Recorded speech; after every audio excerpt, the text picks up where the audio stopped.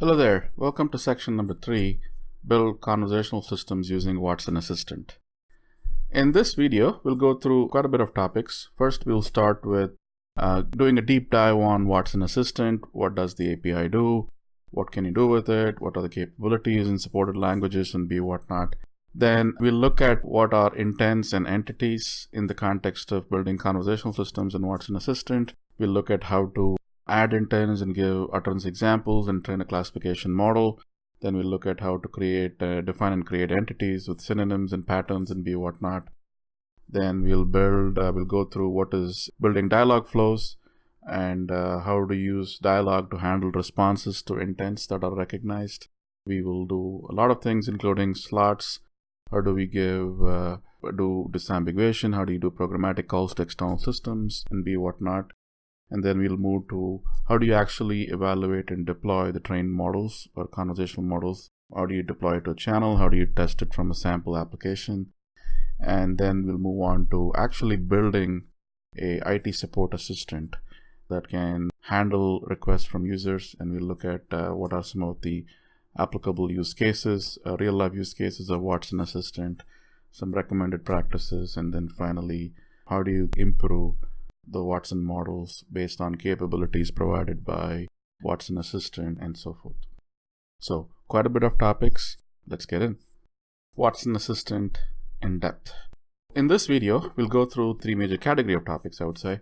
First, we will look at what are conversational systems and get some basics squared away about chatbots or conversational systems. Then we look at what does the Watson Assistant API do. What are the API operations? We'll dive deep into its capabilities. Then we'll look at some of the core capabilities of Watson Assistant, including the tooling provided and languages supported and whatnot. So before we dive into Watson Assistant, just to recap, the Watson's AI capabilities are organized into 6 categories, and they are available as APIs on the cloud. So we've seen this several times. Just to re-emphasize, there are APIs organized around language, speech, empathy, knowledge, vision. And in the case of this section in this video, we're going to look at Watson Assistant, which falls under the AI Assistant category. So you can go look at all of these APIs when you go to ibm.com/watson/product-services. So when you go there, you'd be able to look at each one of these APIs organized and categorized. Now, along with the AI APIs, there are also data capabilities that Watson provides. So build and manage the lifecycle of your end-to-end data science or AI machine learning model build-outs, including deep learning. So you have tools like Watson Studio, which provides that environment or the tooling to build, acquire data, clean data, build the models, train the models using a variety of approaches, and then deploy the models to Watson machine learning, and then publish those models to a knowledge catalog. So there are also these data capabilities, and some of the Watson AI APIs are provided within Watson Studio in order for it to be used as a tooling or as an environment. So just to set the context, and if you combine the Watson AI APIs along with Watson Studio, you now have an environment where you can train not only the Watson models, but also the ability to build custom models and manage those custom models, and then build applications and solutions on top of it. So just to recap and put in context where Watson Assistant fits in. So let's start with some basics. So what are conversational systems? So fair disclaimer, you may hear different names for conversational systems. I'm going to stick to the word conversational systems, but you may hear other words like assistants, chatbots, virtual agents, virtual assistants. So you may have heard about things I have not heard about yet. But nevertheless, they all kind of, they have a sort of meaning. Chatbot is fairly basic in my opinion, but conversational system kind of encompasses several things, and I'll go through what they are. So in a very fundamental sense, conversational system allow for end users to engage using the natural forms of expression, which could be written or spoken or visual or gestures, and get their intents fulfilled. So in a very simple sense, I mean, like how we human beings do. You go and ask somebody for directions or ask them for recommendations on a movie to watch over the weekend. When we ask of that, we ask in our natural form of expression, which could be like for the most part, in spoken utterance, or when we text somebody, we ask in a particular way and whatnot. So think of these as systems that allow users to engage in a very natural way, not necessarily keywords. And you post your questions in natural language. On the right, you have a sample chatbot or conversational system I built for my community where I live, where it answers most common questions about what residents may have when our trash, what are the trash days, and recommend a good plumber and be what. Now, these conversational systems leverage more than one technique. It's not just about one thing. It's more than one technique, including natural language processing and machine learning and deep learning and speech recognition, etc., to fundamentally understand what the users are saying or asking and be able to act on it and respond to those queries or utterances in context. So these systems have to take into account context, which is very critical, and should be able to respond back to the user and do something for the user. So there is a very big emphasis on a deeper understanding of the question in context. So context could include very straightforward context of who are you as a user, or also based on past questions the user may have asked in that session, or past sessions the user may have with the conversational system. So taking all of those things into account. Also other things like the emotion and the sentiment and the state of the user right as they're engaging with the system.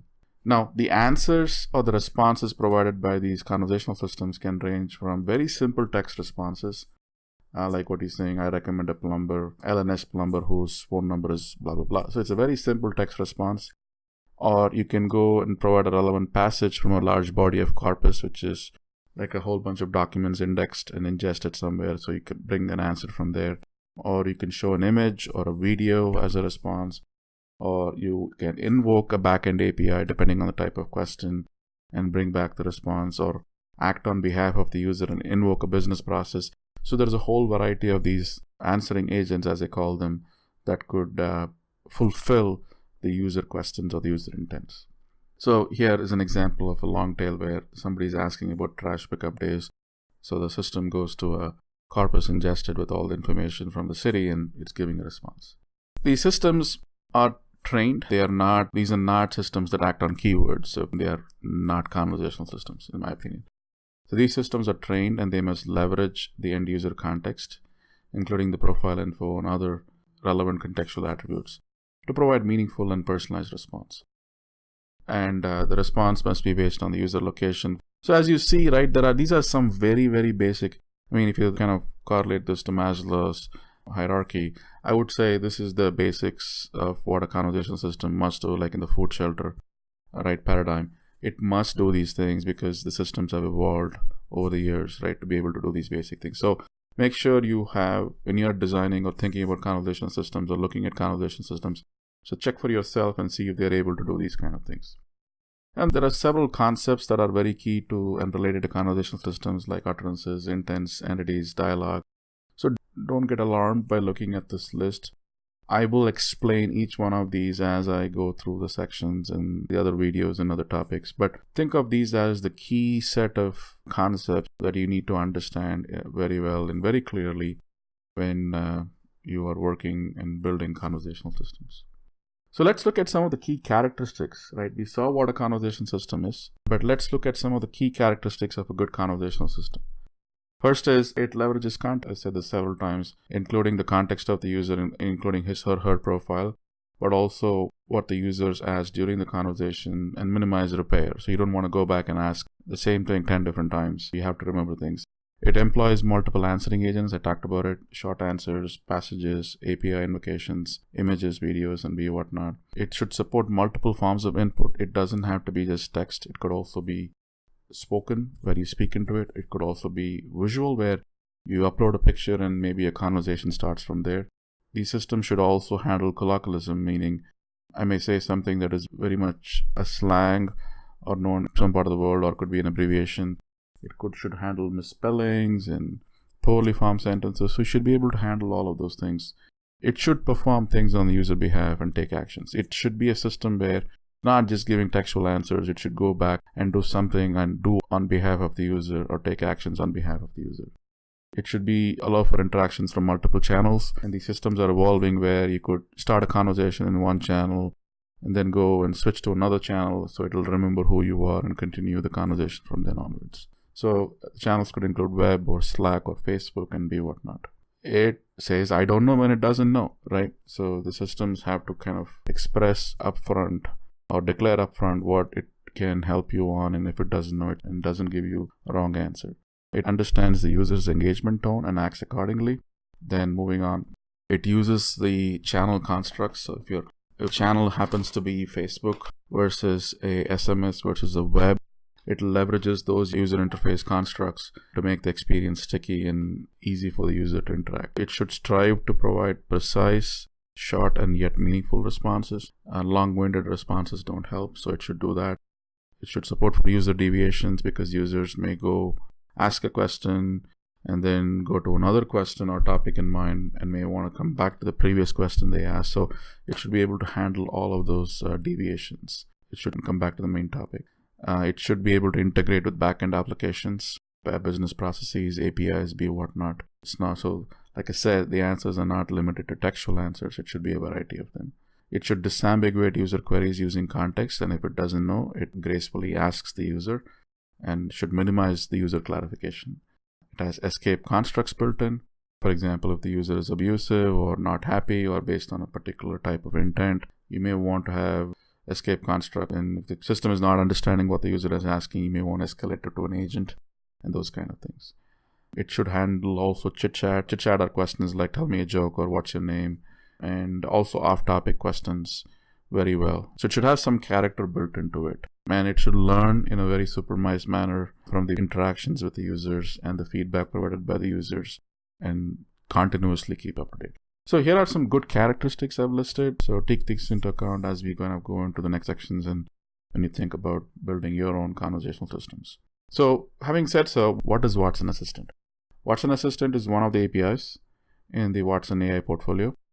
So it allows you to build AI-based conversational systems or conversational assistants for a variety of channels, including mobile devices, messaging platforms, and whatnot. So in a very colloquial, simple sense, Watson Assistant lets you build chatbots. If anybody comes and says, hey, build me a chatbot, then Watson Assistant should come to your mind immediately. It has a lot of capabilities, all the way from being able to train intents and extract entities from those utterances, building dialogue flows, handling disambiguations, managing context, using slots to engage with users, making API calls to backend systems, ability to code chit-chat or train a chit-chat model, deploying it to multiple channels, leveraging a pre-trained catalog to get started with, interaction analytics as the system is used, and also being able to handle all of the interactions in a secure, encrypted fashion, and also handling personal identifiable information. So net of it, Watson Assistant is that API that lets you build AI-based conversational systems or conversational assistants. And if you look at what are all the capabilities it does, so let's go through the list of them. So first, it lets you train a user intent understanding model. So it lets you train a model where you can understand user intents based on text utterances. So you can train any number of intents, and by giving the system examples of how users would say them, and it will train a model, and a new utterance comes in, it will try to classify that utterance to one of those intents you trained it on. Then it allows you to extract entities from utterances. So utterances are examples of how people would ask for a request. So let's say the intent is password reset, and I may ask for a password reset like, hey, I'm not able to access my email, reset my password. So it allows you to extract entities. Email could be an entity here, which is an application type. And they could be custom. You could define your own entities, and there are also system provided entities that it can extract. Then it allows you to engage in a dialogue and disambiguate if it doesn't understand the question. And if it understands the question and classifies the intent, it provides answers and takes actions, right? So you can build a dialogue flow. Then you could also get started quickly with pre-built content that is available in the catalog, and you can customize it on your needs. You can fulfill intents by making programmatic calls to APIs. So if you want to go reset a password, there's an API available, you can go call that API and from the dialog flow and have that fulfilled. Then you could also have off-topic or chit-chat queries and deflections, right? You have capabilities to do that. It has support for multiple languages ground up, so you can build a conversational system, for example, let's say in Spanish from grounds up, leveraging the language constructs. Then you could build it once and deploy it to multiple channels. Then it allows you to manage and use context in conversations. So context is first class, and you can manage the context that you could pass through the API and also within the tooling, which we will see, right, as well. Then it provides interaction analytics based on which you can understand how users are engaging. It also provides recommendations on how you could adapt and change or add new intent. So there's a whole bunch of capabilities that are available, and for the most part, we'll go through all of these in the coming video. And the API itself is hosted on IBM Cloud. There's a tooling which we will use heavily in this section. It is secure. All the data is encrypted. There's governance around how you train and model the capabilities, and there are APIs to do most of the functions you would want to do, or all the functions rather.